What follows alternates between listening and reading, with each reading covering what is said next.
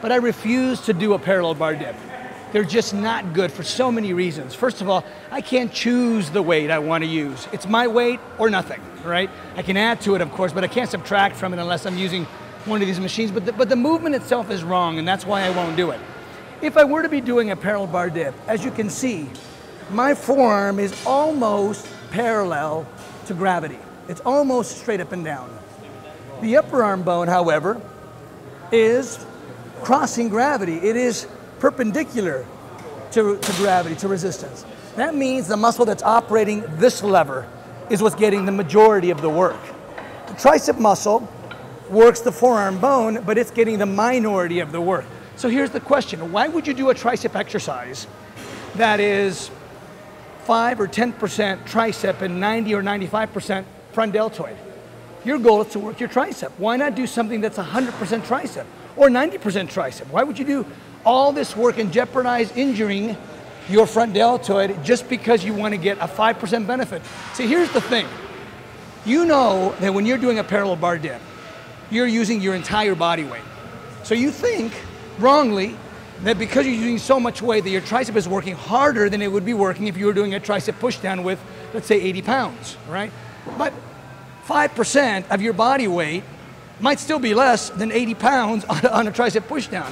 So what matters is how much work your tricep is getting, not how much you're actually lifting.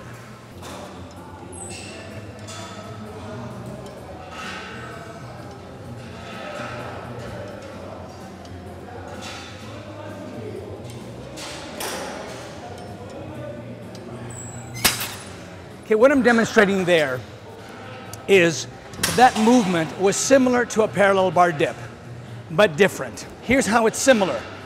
It's pulling me up, I'm pulling it down, right? Where it's different is that I can now control where that resistance goes. In other words, I want to take it to the outside and I want to bring it into the inside. When I'm doing a parallel bar dips, those bars are fixed. I can't let them go wider. I can't make them go closer, okay? And that forces me to use the same grip in the stretch position as in the contracted position. When I'm working my pectoral muscles, I want to be able to pull from the outside in towards the center. Again, for the same reason we just described, because muscles always pull towards their origin, right? They pull from the outside in toward the inside if we're talking about the pectoral muscle. So that's why a parallel bar dip is not a good exercise for the chest muscle. This is much better. If I was doing a parallel bar dip, I'd be pushing like this, wouldn't I?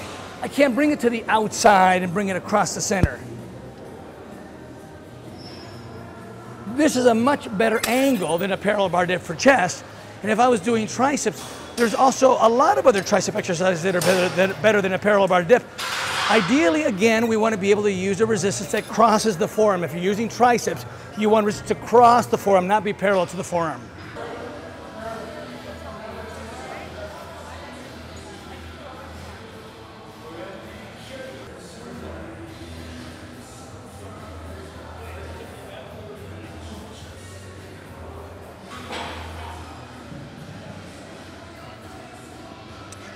Let's talk about something that is critically important to this biomechanics thing. It's called the resistance curve. The resistance curve simply means this, that when you travel through a range of motion, that resistance changes throughout the range of motion based on whether or not the lever that you're working is parallel or perpendicular to gravity. Okay, so when I was doing the side raise, right, when this lever is straight down, it's parallel to gravity, that means my deltoid isn't having to work at all, right? It's maximally working when it's perpendicular to gravity, and its percentages in between throughout the range of motion. So when I'm at this point right here, I'm at 50% of this 10-pound weight. 25%, 50%, 75%, 100%. Okay, now, most people are kind of disconnected from their bodies, and so they don't really sense, they don't really feel that as they're raising that arm up, it's actually getting heavier. And as they're bringing it down, it's getting lighter. But watch what happens when I lie on my side.